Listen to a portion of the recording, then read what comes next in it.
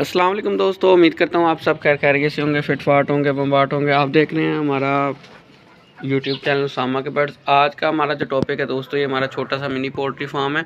आज काफ़ी दिन के बाद दोबारा वीडियो बनाने का टाइम मिला है, क्योंकि इस तरफ से मेरा ध्यान काफ़ी कम हुआ है। सारे परिंदे मैंने सेल कर दिए हुए हैं, थोड़े से बचे हैं, तो इनको इतनी केयर की ज़रूरत नहीं पड़ती। जब मेरा फ्री टाइम होता है मैं फिर इनको देख लेता हूँ।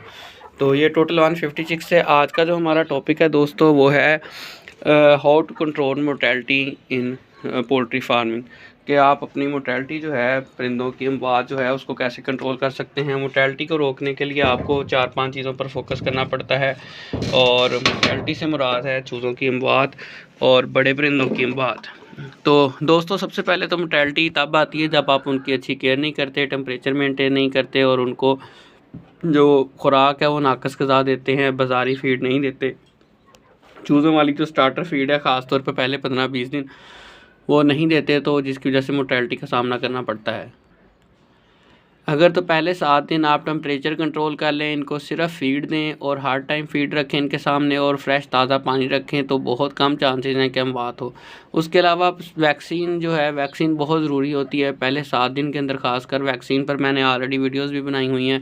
वैक्सीनेशन से पहले और वैक्सीनेशन के बाद की एहतियात भी बताई है, वैक्सीनेशन कैसे करनी है, वैक्सीनेशन कितनी किस्म की होती हैं, ये मुकम्मल डिटेल से मेरी ऑलरेडी वीडियोस पड़ी हैं। वही वीडियो बार बार बनाते मुझे भी फिर अजीब सा लगता है कि यार वही बात मैं हर वीडियो में रिपीट करता रहता हूँ। लेकिन कुछ दोस्त भाई फिर कहते हैं, भाई आपने करके नहीं दिखाई, भाई आपने ये नहीं बताया, भाई आपने वो, आप वीडियो मुकम्मल वॉच नहीं करते जिसमें मैंने हर एक पॉइंट को कवर किया होता है। इनकी भी मैंने वैक्सीनेशन की थी। अब वैक्सीनेशन के लिए अहम बात जो मैं आपके साथ शेयर करने वाला हूँ कि वैक्सीनेशन कितनी देर बाद दोबारा करनी चाहिए। तो दोस्तों, कोशिश किया करें हर 1 मंथ के बाद वैक्सीनेशन अपनी रिपीट कर दिया करें, सेकंड डोज़, बूस्टर डोज़ लगा दिया करें, क्योंकि बीमारी जो है कभी भी दोबारा अटैक कर सकती है। रानीखेत बीमारी की वैक्सीनेशन लाजमी करें, इसको एनडी बोलते हैं। एंटी क्लोन है, एंटी आईबी है, ठीक है जी, और इसके अलावा गंबोरो है। तो ये वैक्सीनेशन जो है, ये 3-4 किस्म की वैक्सीनेशन है। एनडी की 3 तरह की वैक्सीनेशन होती हैं और चौथी गंबोरो की। ये बारी बारी हर मंथ आप इनकी वैक्सीनेशन करते रहें। एनडी की ख़ास तौर पे मैं जिससे अपने परिंदों की केयर के हवाले से मशवरा लेता होता हूँ, अपने दोस्त है, तो उसके फार्म पर बीमारी आई। उसके पास बड़े परिंदे थे, लाखों का उसका असील मुर्गों का शौक़ था, ठीक है।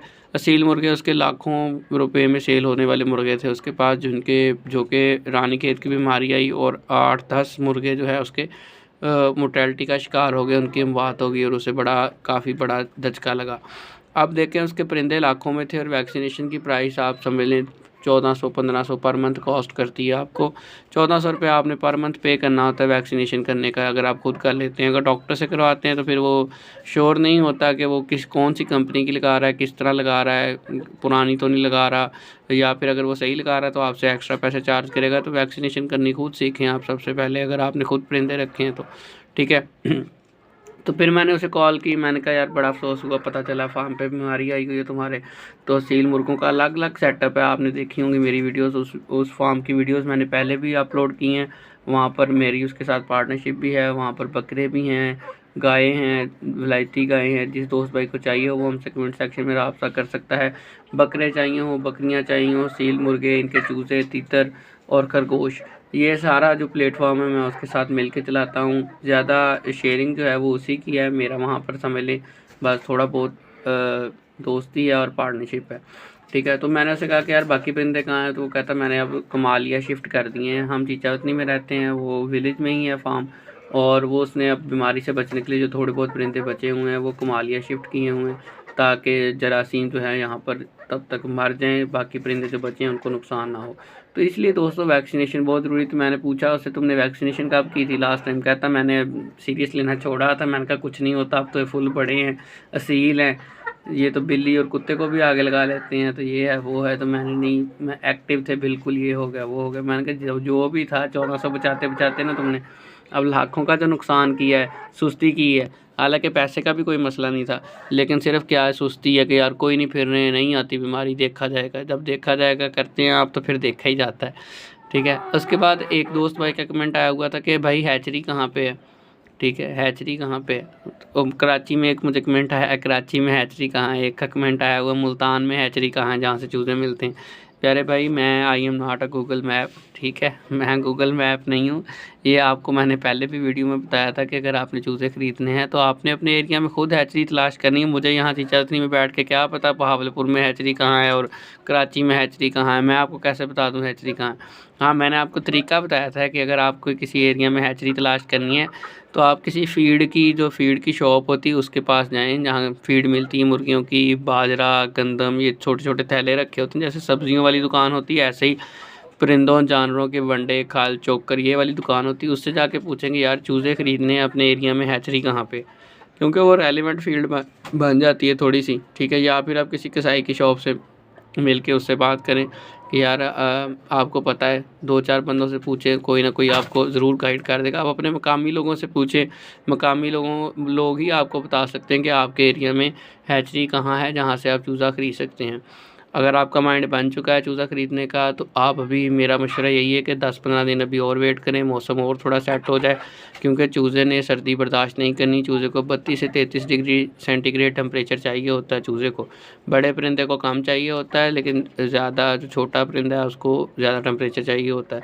फिर आपसे टेम्परेचर कंट्रोल नहीं होगा, हम बात होंगी, मसले मसाइल बनेंगे। ख़ासकर अगर आप फर्स्ट टाइम चूज़ा डाल रहे हैं तो फिर तो ज़्यादा ही इशू बनेगा, ठीक है।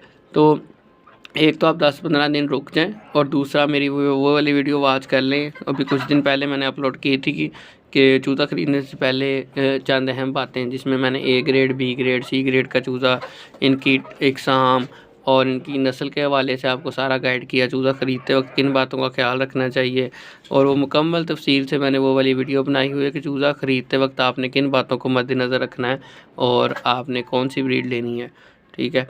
तो चूज़ा आप जब ख़रीद लें तो फिर उसके बाद मेरी 3rd व्लॉग वाली प्लेलिस्ट वॉच करना शुरू करते हैं, ठीक है।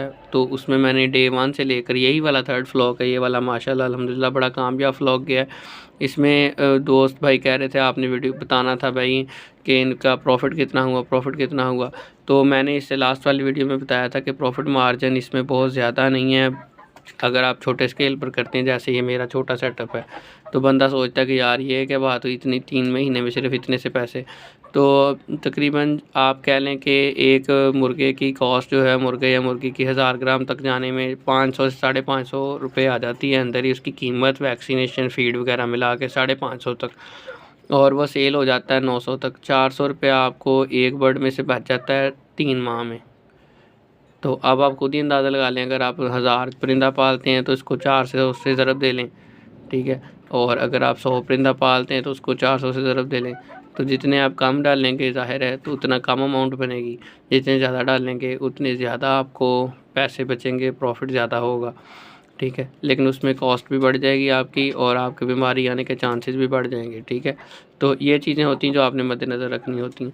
उम्मीद करता हूँ आपको हमारी आज की वीडियो पसंद आई होगी, जो कि वैक्सीनेशन के हवाले से मैंने आपको गाइड किया कि हर माह बाद, 1 माह बाद कम से कम वैक्सीनेशन लाजमी कर लिया करें, ताकि ज़्यादा नुकसान होने से बचा जा सके। वो 1400-1500 बचाने की फ़िक्र या फिर सुस्ती, जैसे मैंने आपको फार्म वाले दोस्त की मिसाल दी, तो ये आपको ले डूबेगी। आप अगर परिंदे रखते हैं तो वैक्सीनेशन पर लाजमी फ़ोकस रखा करें। दुआ में याद रखें, मिलते हैं इंशाल्लाह अपनी नेक्स्ट वीडियो में। अल्लाह हाफ़िज़।